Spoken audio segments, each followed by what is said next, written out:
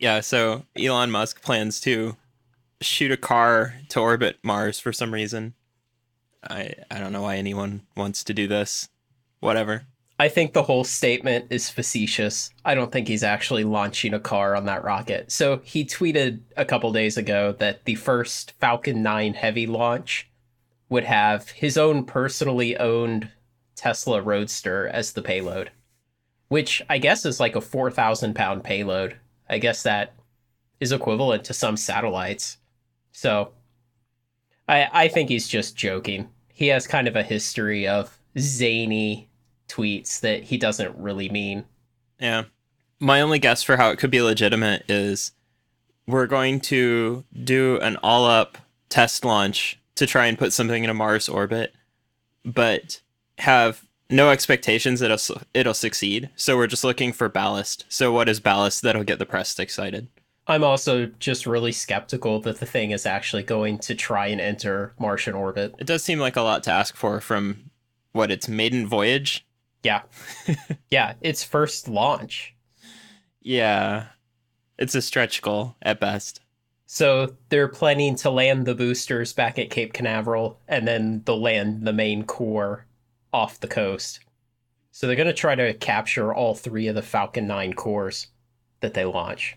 But I'm not exactly sure if there's another engined stage above that or not. What would you do with this rocket? Put commercial payloads into orbit that require this heavy of a rocket. But what would you do if it's the first launch and so there's a very high probability of failure? I would find a customer who is okay with that risk. Okay. Or I would just launch nothing. I would just launch bricks or, I don't know, some kind of mass simulator that had the appropriate inertia matrix. Concrete. Yeah, maybe. Just depending on what I needed. I was thinking he should have people bid for kilograms and liters and then launch whatever it is they want to launch, but with this realistic chance that it's going to explode. So, hey, maybe you want to launch something that looks cool and it blows up. I don't know. And just auction them. Yeah. Some people would be like, I want to launch fireworks. And they'd be like, sure. I have too many cats. Can I launch some? Just the bad ones. I'm pretty sure you could. Well, I don't know. I take that back.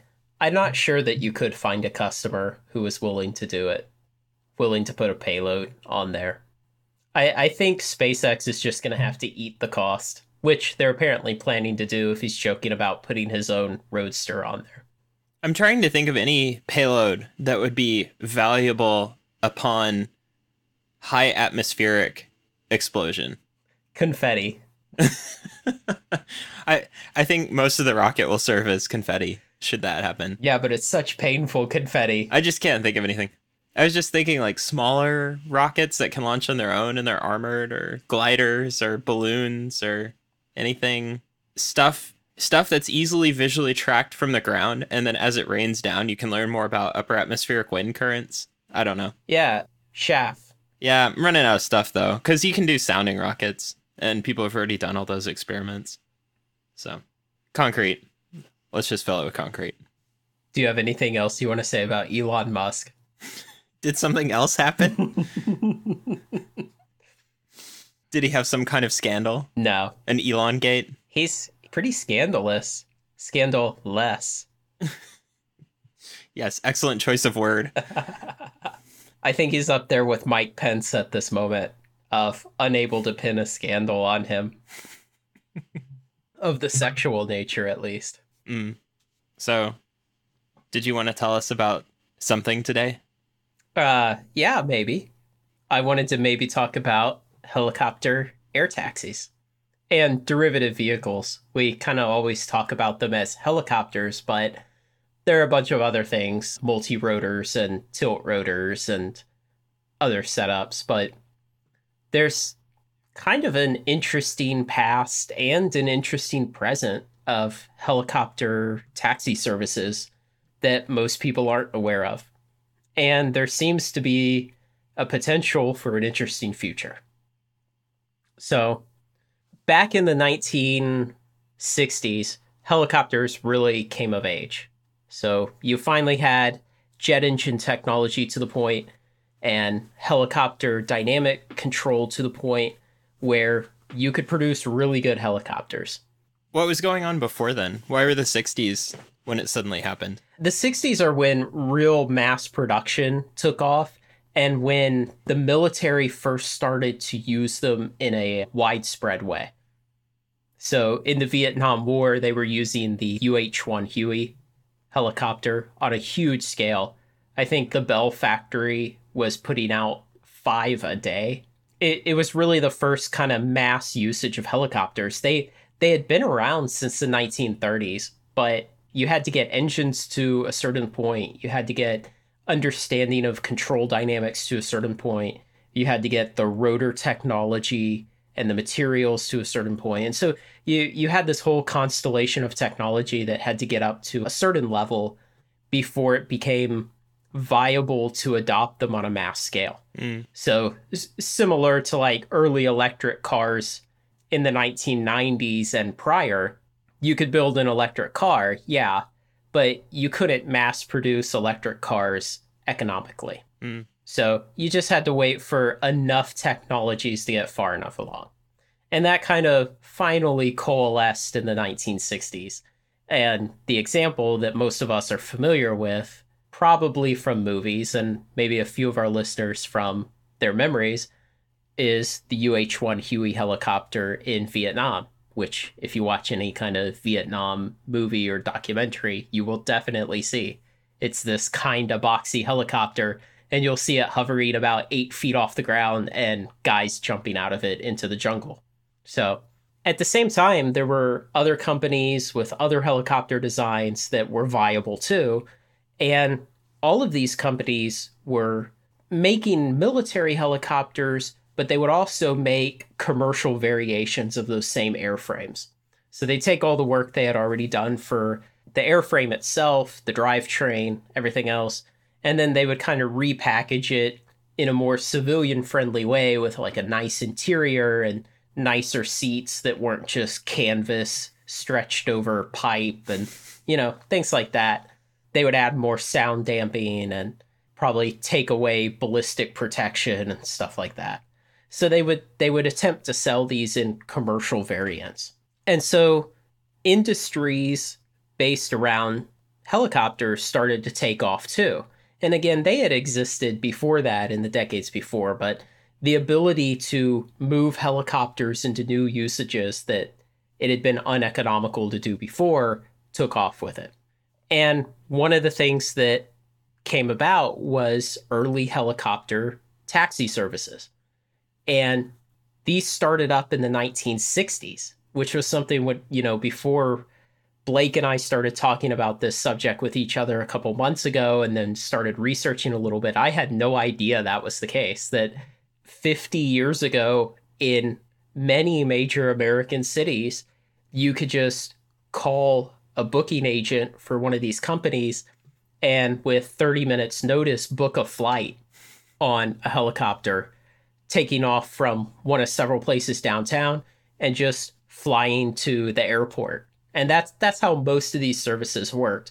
For example, ones in New York would typically fly to JFK and LaGuardia airports and maybe Newark. And then they would have a Wall Street heliport and a Midtown Manhattan heliport and an Uptown. Is it called Uptown? I think it's Uptown Manhattan. So you could get flights typically from the airports to these heliports in the city. There weren't so many flights from one heliport to the other. So they were meant as service for business people who needed to get to or from the heliport to somewhere in the densely packed city.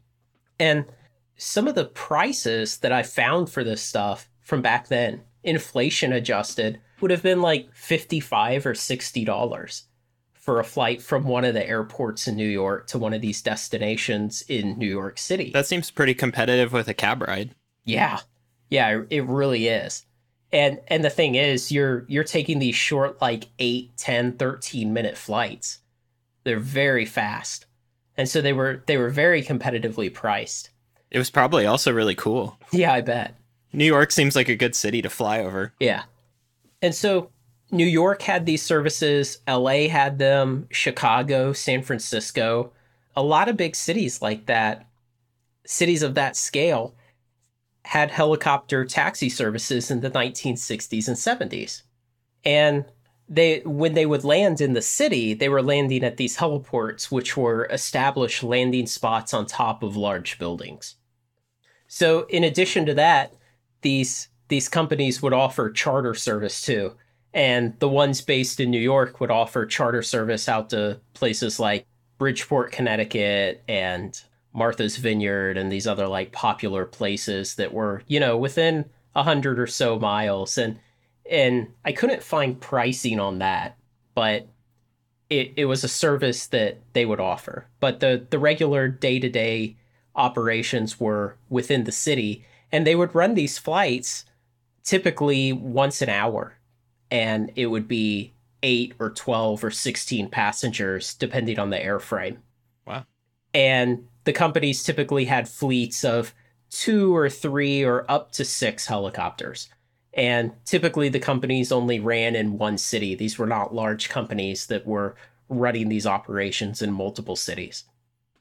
And so it was kind of this Wild West deal where it was a bunch of independent companies. They would get an agreement with a building owner to operate off of their building, and then they would get with the airport, and they would get flight paths that they could come into the airport to and from. So this goes on for the 60s and 70s, and a couple of things happen.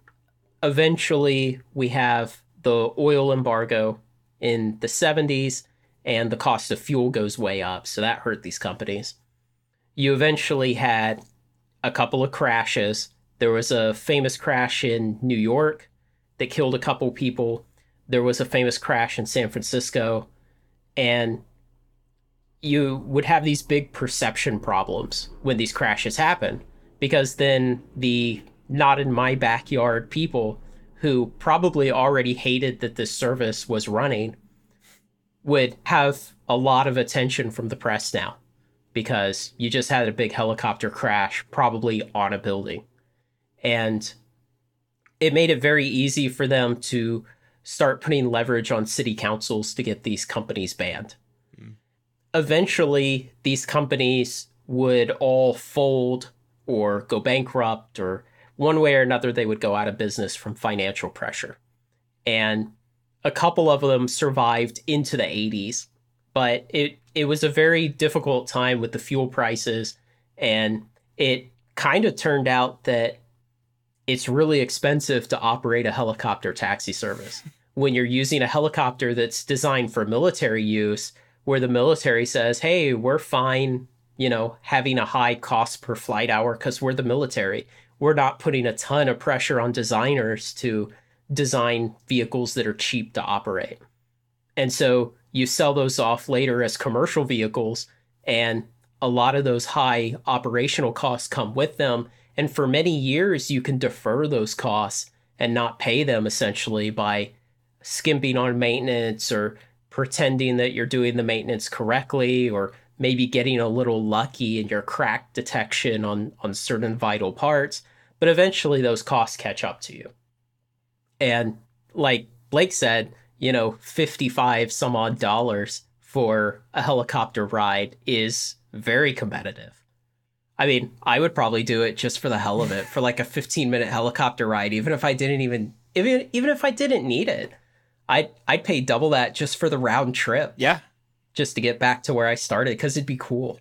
And that's really cheap. I think that's something like what it costs to take that helicopter that flies around Las Vegas, and it's just for tourism. It just like flies in orbit and comes back.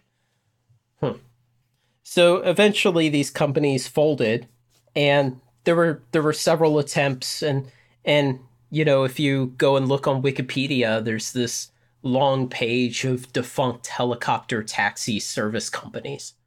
And I read through all of those, and most of them were defunct from the 70s, but you'll see a few that tried to make it in the 80s, ones that started in the early 80s and survived for 2 or 3 years, some that started in the 90s even and survived a couple years. But it just hasn't been a viable business yet. Yet. Yet. So that kind of brings us to the present state of helicopter taxi service in the world, which is a little more broad than just commuter taxi. I need to get from downtown Manhattan to the airport. So in the world today, there are a couple different types of helicopter taxi service. The biggest one being offshore oil service. So there's tons of offshore oil rigs all over the world, and workers need to get to and from them. And there are lots of companies around the world who operate helicopters to do just that. They're based in coastal areas, and they simply sell that service to oil companies and platform operators to move workers and supplies back and forth. Some of those companies operate the vehicles directly. Some simply buy the vehicles and then lease them out to oil companies who then hire their own pilots and operate them themselves. So there's a mix of those, but that industry has kind of taken a downturn in the last several years. I think it was summer of 2014 the price of oil started to go down real badly, and a lot of the offshore rigs were shuttered for a while because they're expensive to operate, and the shale boom has kind of come in, and it's kind of a cheap way to extract oil. So it's kind of debatable whether the oil and gas related helicopter taxi service kind of business will ever come back to what it was, or if it'll come back in the next 5 or 10 years or so. Probably never. Yeah, I kind of think that. I think the fracking technology and the shale oil and those things have gotten so good so fast that offshore projects are just going to be more and more difficult to be competitive. Mm-hmm. Also, I know someone who took one of those repeatedly, and they made them go through a safety training thing beforehand, which involved escaping from the upside down helicopter underwater in the dark. Yeah, so in early 2011, I interviewed with a company in Houston to work offshore doing some robotic stuff. And that was one of the things I was going to have to do, but I turned down their job offer. It sounds fun. I would have gotten to go through that training. I was kind of excited, but their job offer wasn't very good. The other major kind of helicopter taxi that operates in the world today is air ambulance. And it's just like a regular air taxi, except you have to be like almost dying to get a seat on it. So it's just really expensive. But again, there are a lot of companies. There's CareFlight, there's Air Methods, and those are the two big ones, I think, in the US. And they have fleets of hundreds of helicopters. And they typically fly light helicopters and basically perform that service of helicopter taxi.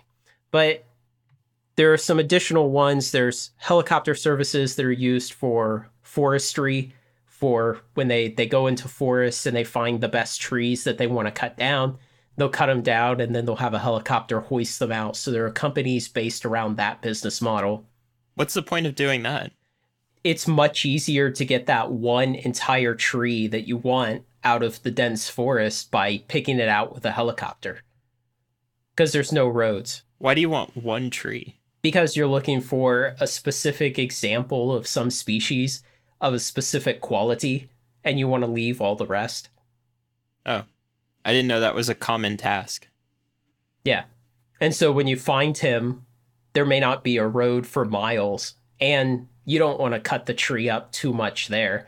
You always want to leave the tree as intact as possible before it hits the sawmill so that you can get as many intact board feet out of it. So helicopters do that. And then there are helicopters used for construction of things like aerial antennas and some building construction tasks, but that's pretty rare. So there are other kind of charter helicopter type of deals in the world, business models. But one that's really not big right now is this core idea of helicopter taxi. So I did find a company operating as recently as 2009 that provided helicopter taxi service in New York City. They started up in 2004 and they had a fleet, I believe, of 2 vehicles, and they offered just that generic service between the airports in New York and Wall Street and Midtown and Uptown. And they made it until 2009. They suddenly stopped operation, and then they filed with the SEC saying basically they didn't have any money to continue preparing SEC documents that they're required to file as a business. And that's the last anyone ever heard of them. I didn't know that was a thing you could tell the SEC. I guess you have to make that official or they come after your CFO. I don't know. We would have filed our taxes, but we couldn't afford the stamp. You should try that. It'll work once. The IRS loves to play games. Probably. Yeah. But yeah, as recently as 2009, there was a company that had been in existence for 5 years doing this. Now they went bankrupt. But again, they were operating under this old model of taking Sikorsky commercial helicopters, 2 pilots on every flight, I believe 8 passengers. And, you know, they're VIP interiors on the helicopters. They're very nice. And the prices I found for their services as of 2009, it would cost you about $160. So quite a bit more expensive than the inflation-adjusted amount from the 1960s and 70s. But where do you think all that money is going?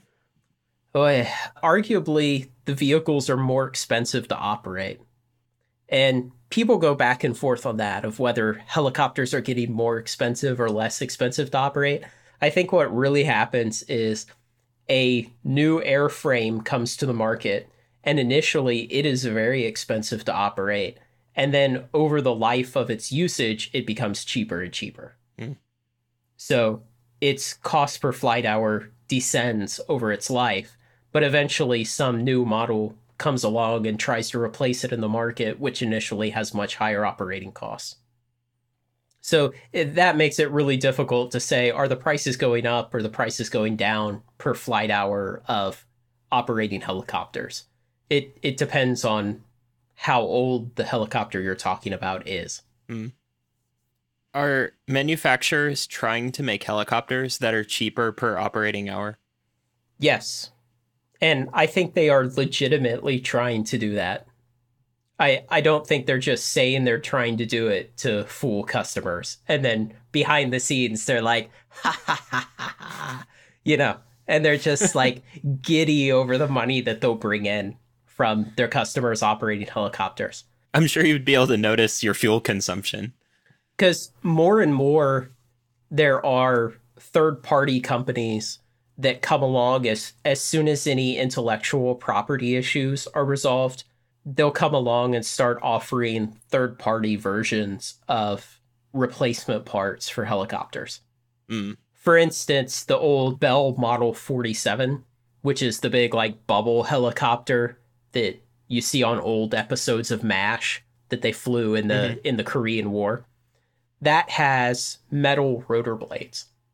And all your rotor blades today are composite, but it still has old metal rotor blades. And there are still quite a few examples of Model 47s in operation today. There are still a lot. But Bell no longer offers rotor blades for that helicopter. They licensed any remaining intellectual property they had for it to a different company that makes rotor blades. So Bell got out of the business of making rotor blades for that helicopter. If I want to take a helicopter and fly it back and forth on short hop flights over and over, where are my costs going to come from? I assume I guess it's fuel, maintenance, pilots, maybe some like taxes or fees to local governments. But like, which one of those is the biggest slice of the pie? I think it's going to be maintenance. Oh, it's more than fuel costs? I think so. I think fuel will be a very close second, but I think maintenance is what's still going to get you, even on a modern commercial helicopter. You're looking at costs in the low $1,000 to $2,000 to $3,000 an hour, just depending on on the type of helicopter and the strain of the flying and things like that. Is it just replacing like drivetrain components over and over? Yeah, so basically that, and then other components outside of the drivetrain. But the FAA will, with the manufacturer, the FAA will put lifespans on parts. And they'll say, here's the fatigue life that a part was designed for, and here's what the testing has looked like. And so we're going to take this conservative life and say that after this, you have to inspect the part and then inspect it on some interval after that. And then at some point, you have to replace it regardless. So hopefully you get lucky on those inspections and you don't detect any cracks or corrosion or whatever the signs of wear you're looking for are. You get to use it longer and hopefully hit the maximum lifetime of these parts.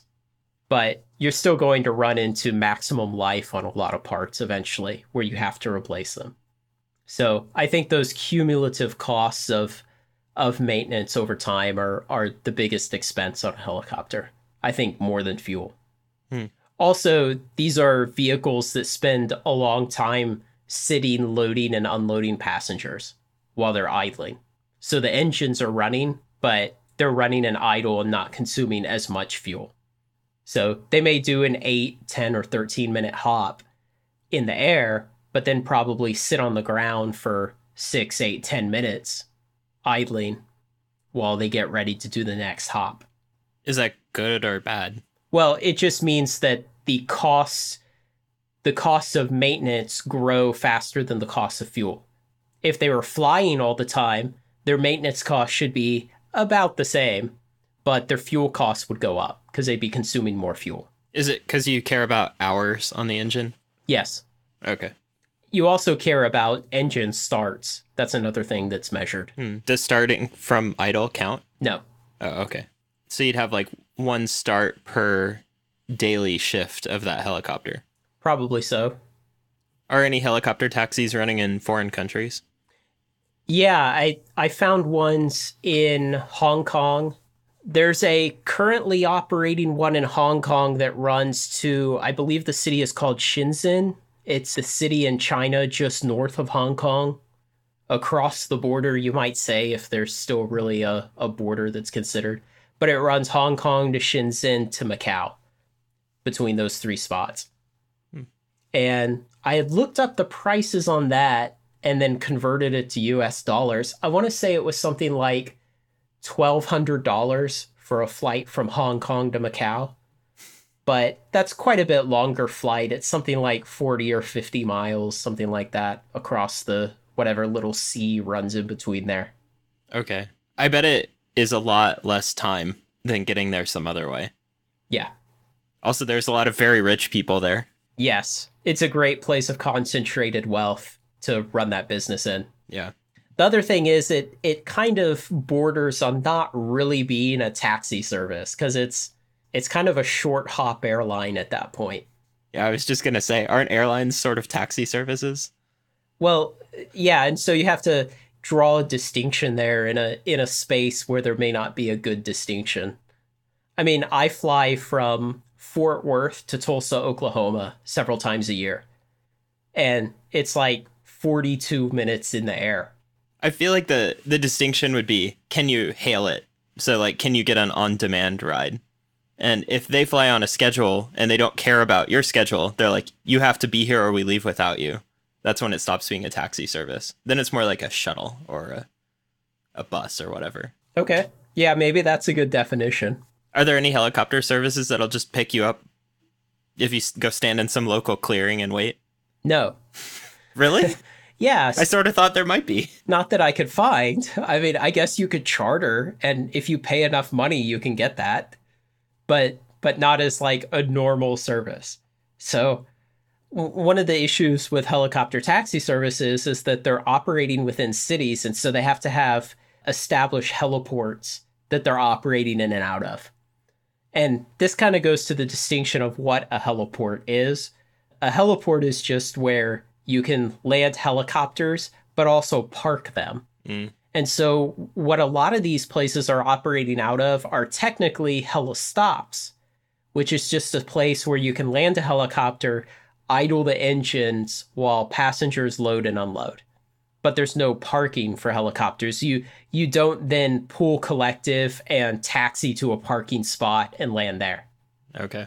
But yeah, it may be some kind of FAA requirement that these services operating, taking passengers commercially have to operate out of established heliports and helistops. I'm not sure about that, but, I'm sure if you pay enough money, you were at my house a few weeks ago. Mm-hmm. You saw like the nice cul-de-sac I live on.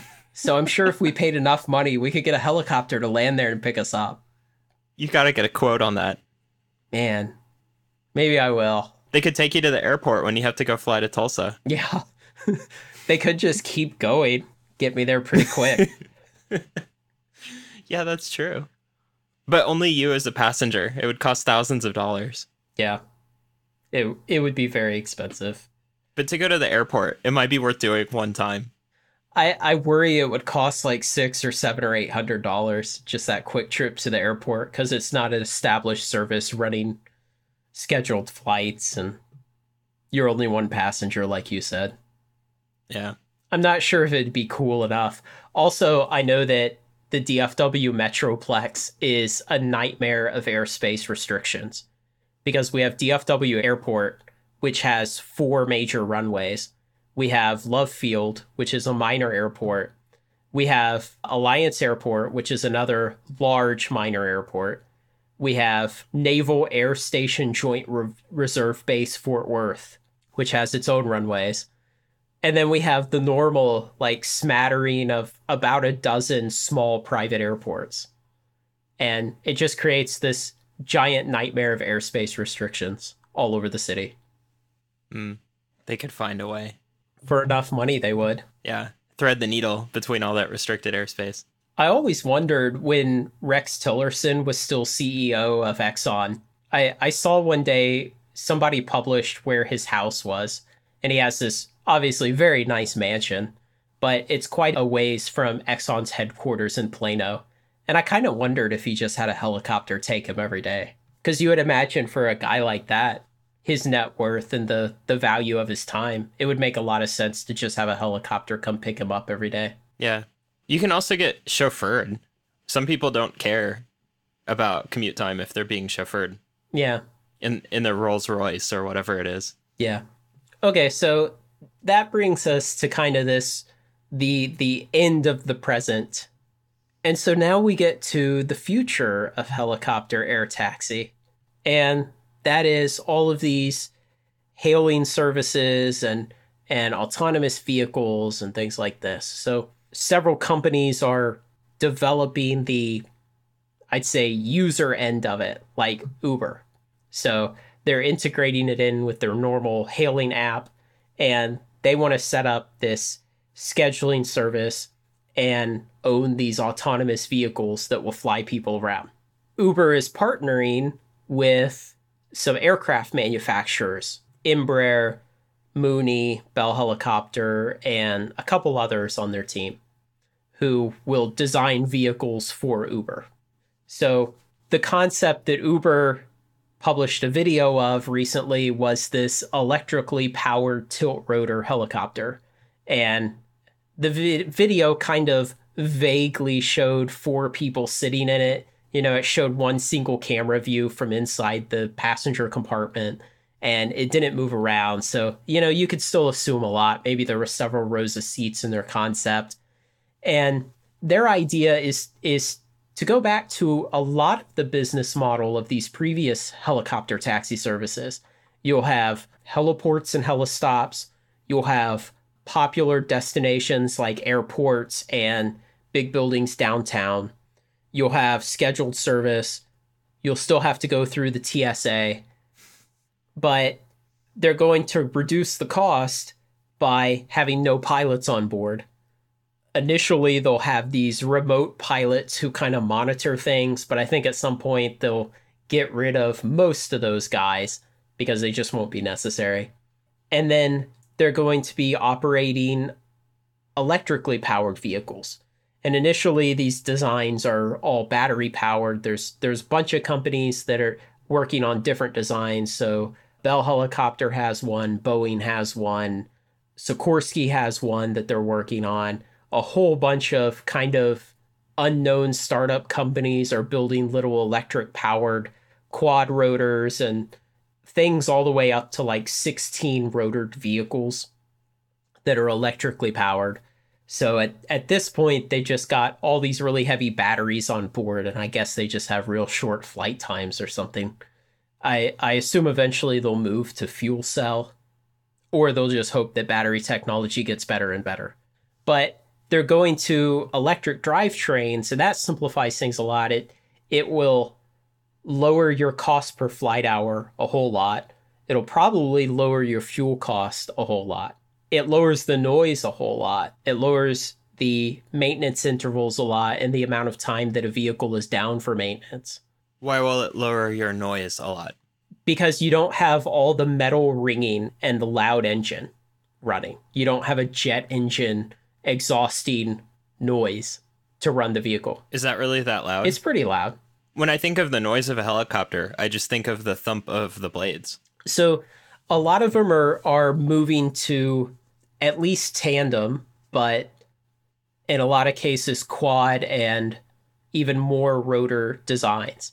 And so they're using a whole lot of smaller rotors in order to have less noise. How are they not going to sound like an angry swarm of bees? There'll be a quiet, angry swarm of bees. I think they will sound very much like a swarm of bees.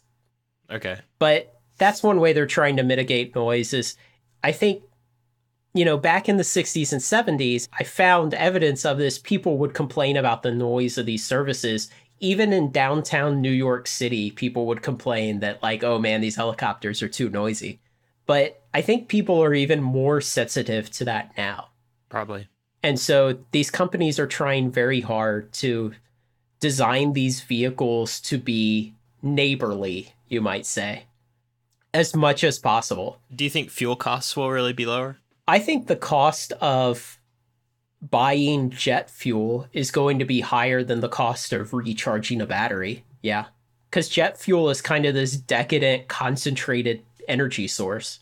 Yeah. Where electricity is just, it's pretty cheap. But they'll use a lot of electricity. Yeah, they will. Because they're going to have to fly those batteries around back and forth. Yeah. And that's definitely a spot where I would bet all these manufacturers are just praying for breakthroughs. Yeah, probably. I read an interesting article series on electric aircraft and talking about whether that was ever going to be feasible. Really, the answer was mostly no. Hybrids maybe, but not pure electric. And just flying the batteries around is really the problem. Yeah. If you just had like a really long extension cord, then it would become feasible. A weightless extension cord. You just point a microwave antenna at the vehicle. Yeah. Like what you'd have to use on a space elevator. You make it a nuclear powered aircraft.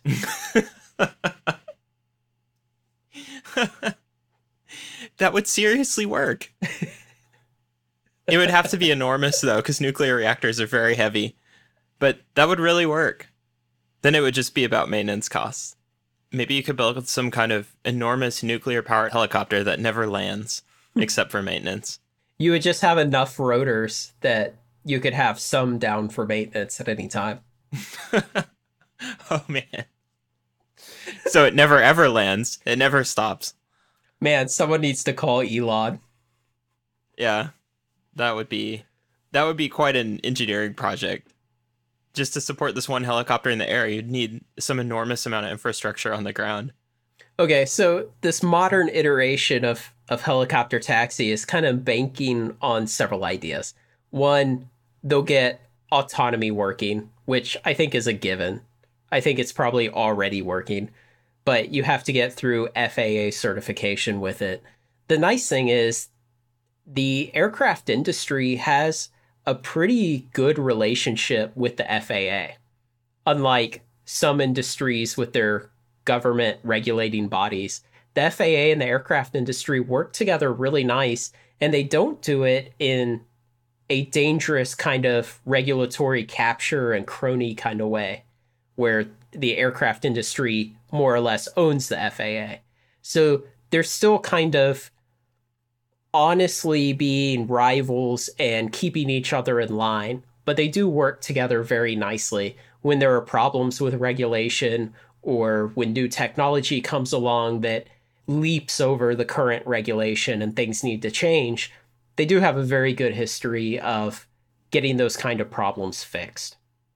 Where in, some other industries, the government body regulating the industry is just downright hostile to the existence of the industry altogether. Or in some industries, the industry itself has taken control of the governing body. You sound like you're talking about the ATF and the SEC. I was thinking ATF and FCC, but SEC is just asleep at the wheel. It's not that like Wall Street or the financial industry or anyone owns the SEC. It's just that the SEC is just, they don't care. They're not doing anything. They're coasting to retirement. Okay. So I feel like autonomy won't really be a hurdle. Okay. And there are a lot of good arguments that autonomous aircraft will be here in a widespread way before autonomous cars are, because solving the autonomous aircraft problem is arguably a lot easier than solving the autonomous car problem. Yeah. So then your issues come down to things like power source, like we were discussing earlier. You still have to deal with the TSA. That's always going to suck. You still can't hail these to anywhere. I can't go stand out in my cul-de-sac and summon an Uber helicopter. But this gets us into kind of the interesting topic that was the genesis of all of this, which is a conversation Blake and I had where I was very skeptical that this could ever be profitable, even in the modern day. And Blake and I had this long email discussion where we went back and forth, kind of just listing what things have become more of a financial burden on this business idea in modern times and what things are less of a financial burden. And so obviously, if you have autonomy, you no longer need 2 human pilots on board. Mm-hmm. And that makes your flight costs a lot cheaper. Again, I suspect that electricity as a fuel is going to be much cheaper than jet fuel. Yes. Something that hurts you, though, is that, or maybe something that hurts you up front but helps you long term, is that they are designing vehicles specifically for this purpose now. Where in the past, they would just take commercial versions of military aircraft, put a nice interior in them, and just start using those for a taxi service. So you're going to have all these costs up front to the aircraft manufacturers of designing airframes specifically for this purpose, and then hoping that the service is profitable enough that companies like Uber and Lyft and the other providers eventually buy enough aircraft to make the aircraft manufacturer whole on having designed it. So you also have advantages now that people can just book their flight using their smartphone. In the past, you had ticketing agents. You would call them up and you would tell them which flight you wanted to get on and which time. You had to interact with a real person who was getting paid. Additionally, there's more wealth in the world now than there was back then. And there are more wealthy people. And so there are more potential customers who can afford a quick $200 or $300 flight from their business place to the airport. There are more people whose time is worth that much money that their business will pay for it, or they can just pay for it themselves. Mm-hmm. Another thing that you see that these companies are really taking seriously is what cities they're rolling this out to first. So Uber, for example, is rolling out to the DFW Metroplex and I believe Dubai as their first 2 cities. And so I think they're planning to do both of those simultaneously. And they're obviously focusing on cities with good population density, very high concentration of wealth, enough people who will want to use this, enough traffic snarl that it makes sense beyond just taking a taxi or a chauffeured limo, or in a few years, autonomous cars that this service will have to compete with. So they're aiming for the right cities. And if you think of it from that standpoint, you can imagine other great cities for this. Obviously, New York, which is where a lot of these services in the past have existed. Tokyo would probably be one of the best cities for this. LA, probably San Francisco, maybe places like Rio de Janeiro, London. And so anywhere that you have enough people with sufficient wealth, high enough population density, and enough traffic. There's probably a whole list of cities in China where this would be good. Yeah. Yeah. Certainly Beijing, Hong Kong. So that's kind of a point that worries me, though, is at what point does a city not really become sustainable for a business offering this service? And especially if you think 5 years down the road, I don't know, maybe even you could argue if you think today, because we now have autonomous taxi services operating cars today.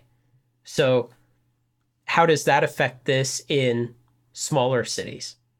You know, and I still wonder about that. Can this be a viable business in a medium or large size city and not necessarily just huge metropolitan areas? How much does it cost for your helicopter to sit and not make flights? That's really what matters. Because if it's very profitable when it's flying full of passengers, then all you care about is, well, what else is costing me money? Like, say the helicopter just poofs out of existence when it's not flying passengers around. Then it makes sense to run it anywhere where you can get 8 people together or whatever to take a trip. But obviously it costs something to have the helicopter sitting around. Maybe it's in a hangar or tied down or whatever. So there's got to be some minimum scale, I would think. Yeah.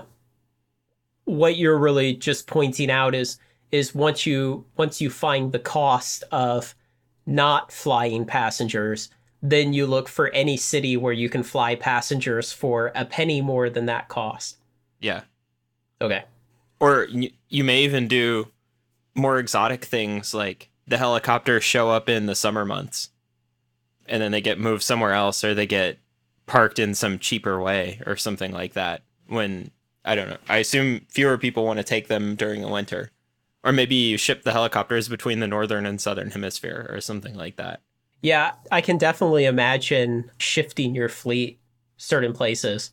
You know, in the late summers, places like the Outer Banks would be a great place to have a lot of these helicopters.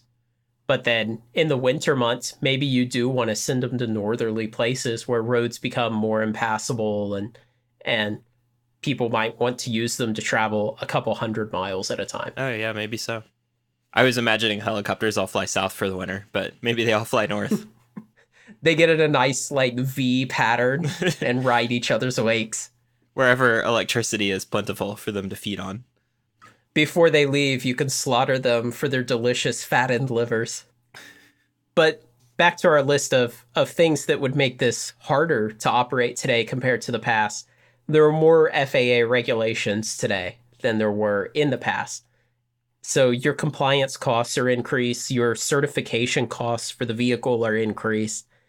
Even though there is that good relationship between industry and the FAA, you still have those costs of meeting all those requirements. And as we mentioned a little earlier, just the NIMBYism, the not in my backyard attitude of people is, I think, much worse today than it was back then. I think people in general just feel more entitled and they'll just complain. And they also have the internet to help them complain. That's true. I found the article that got us initially started on talking about this, that has the 18-rotor helicopter that's going to fly in Dubai. Mm-hmm. It has a maximum flight time of 30 minutes, and it can cruise at 31 miles per hour. So you can take a 15-mile round-trip flight with it. That's not much. Maybe it's from an airport in Dubai to some tall building that has a heliport on it. I guess if it's a 12-minute trip, then this is okay. Yeah, I'm sure that'll get better over time. Yeah, probably. It definitely looks like it'd sound like a swarm of bees. I've always kind of wondered about Uber as a company, because every time you see their... Just in general? Well, no, their financial their financial state. Because every time Does Uber even exist? Have you ever even seen Uber? is Uber a conspiracy? I took an Uber one time, so I'm pretty sure it's not entirely a conspiracy. But what I mean is their financial state, because they're still a private company. They're not publicly traded. Hmm. And every time you see anything about their results, they've lost a whole lot of money. They're maybe intermittently making a profit quarter to quarter, but I think they're still a very unprofitable company. And they're kind of just trying to lead the way and be the biggest autonomous ride sharing company when the autonomy part eventually gets here. And so I always kind of worry about Uber, like, is it too big to fail yet? Will some investor always step in and save it at this point until autonomy gets here and it can hopefully be a profitable business? But I've seen another argument that Uber will essentially be like Groupon was. And so you remember when Groupon was still competing to own that market of give away online coupons to things? Daily deals. Yeah, okay. And there were a couple different companies competing and they were publicly traded, and then Groupon won, you know, and it became like the winner in this space. And then the stock price dropped by like half because it turns out that the space just was not as financially lucrative as the competition to gain control of the space made it seem. Hmm. And I've seen that argument applied to Uber that eventually, if it's able to destroy Lyft and destroy these other smaller competitors, that it'll see this large reduction in its value because people will realize, maybe this isn't as popular a service as we thought, or it's just not as profitable, even if it is popular. That may happen. The real key would be if anyone figures out how to aggregate ride sharing services. Because right now, what'll frequently happen is drivers will have both ride sharing services running in their car. So by both, I mean Uber and Lyft. In other countries, there's different ones that are more popular. And they'll just take whatever ride seems good or is available or whatever. And so the driver can aggregate because they care. But for a rider, it's rare that you and your spouse want to take a ride, and so you both open both competing apps and then take the better one or something like that. So one of those apps is going to be the one that you try first. And I think Uber is spending billions and billions of dollars to try and get you to push the Uber icon on your phone before you push anyone else's. That's really the only thing they're fighting over. And it has to end up being worth those billions, or else it'll all have been a waste. Yeah. So that's where we are now. These aircraft manufacturers are designing these vehicles. Some of these smaller companies have ones flying. I don't know if they're really flying truly autonomously. And it's kind of a competition to see who can get the vehicle ready, but also the whole industry is working with the FAA to get certification of autonomous vehicles for passenger transport, to get air traffic control integration for autonomous vehicles, and to get all these other very substantial technical problems solved so that they can actually bring this service to market. Initially, though, I think they'll just have a human who's monitoring it remotely, and he'll handle the air traffic control issues. And it'll be pretty pilot intensive at the start in terms of the number of pilots you need employed per flight. And then hopefully they'll hammer those issues out over time and be able to fire those pilots. Yay. But then the pilots will be safe from flying. That's true. Like I've said for a while, I think the best things we can do for pilots is to make all aircraft autonomous so that they'll be safe by having to get other jobs. Yeah. It depends on how you define best. Most people seem to prefer being employed and in some danger over being unemployed. So what do you think the future is with these services, Blake? I feel like you laid it out pretty well. They'll be in some dense cities with rich people who have to get to the airport. I don't really foresee a Star Wars Coruscant style, like there's thousands and thousands of these in the air, and there's like lanes because there's so many. It doesn't seem very likely. It's just so much more efficient to be on the ground. I'm worried that Uber and these other companies will hype this up too much and people will think we're finally getting our flying cars. And then 10 years from now, these services will be a couple years old. And people will realize, I've never taken one of these. I can't afford to take one of these. And then they'll look at the schedule and they'll be like, I wouldn't even want to take one of these. I don't need to go between those two places. And then people will feel this huge disappointment. I think people already feel it whenever you hear, "Where's my flying cars?" I was promised flying cars. Also, I believe that surely by 10 years from now, we'll have very wide scale access to autonomous cars. Hmm. And a lot of people will come to the conclusion that a helicopter taxi service is not something they would ever need. Yeah, it'll be a really niche use case. Yes. I don't know. It can still go really fast. There's going to be cases where you have to cross a waterway or something like that. And like in New York City, there's a lot of like bridges and rivers and stuff.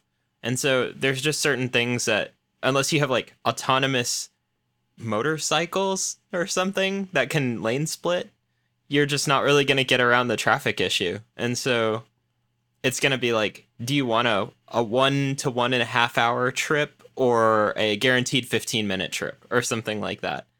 And they'll definitely find their use there. But again, that's only in places where the traffic is super high and there's destinations and sources that people want to go between. I think you've accidentally just hit on a major growth industry that we weren't aware of. That's autonomous motorcycles. Now, hold on. I thought you were going to say trebuchet. If we can get this working, imagine selling autonomous motorcycles in India, where they already pack like 6 or 7 people on a motorcycle. If it's autonomous and it can self-balance, you could pack 12, 15, 18 people on a motorcycle. All you have to do is just have a solid suspension, no travel at all. Definitely India is the place where you've got to save labor costs, and that's your most important competitive advantage. I listened to a lecture once from a gentleman at my company who worked for a business unit in India for a year. And he was in charge of it. And he had this very nice corporate apartment that he lived in while he was there. And then he had his office and he had a chauffeur who took him between them every day. And he showed us several photos that he had taken from his car while he was being chauffeured to and from work. And it was people piled on motorcycles.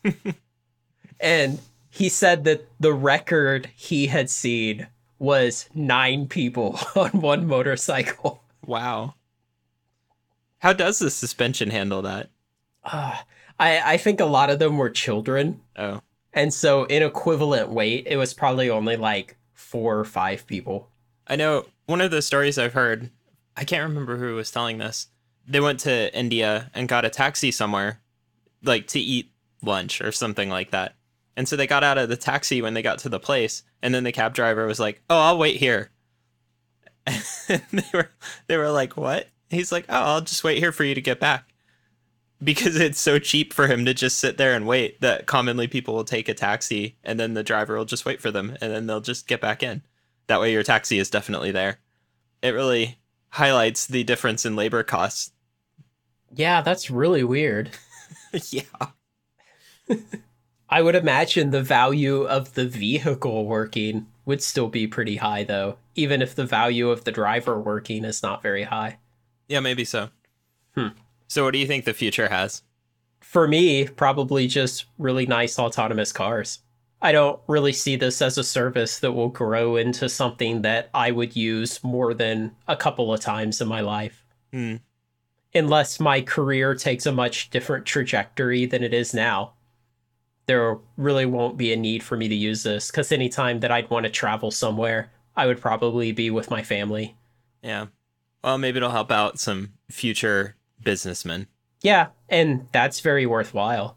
Obviously, there are businessmen today whose time is valuable enough that they have chauffeured cars to and from work. So I can imagine a autonomous helicopter is not a huge leap, especially if companies like Uber and the aircraft manufacturers can make all these problems work out. Yeah.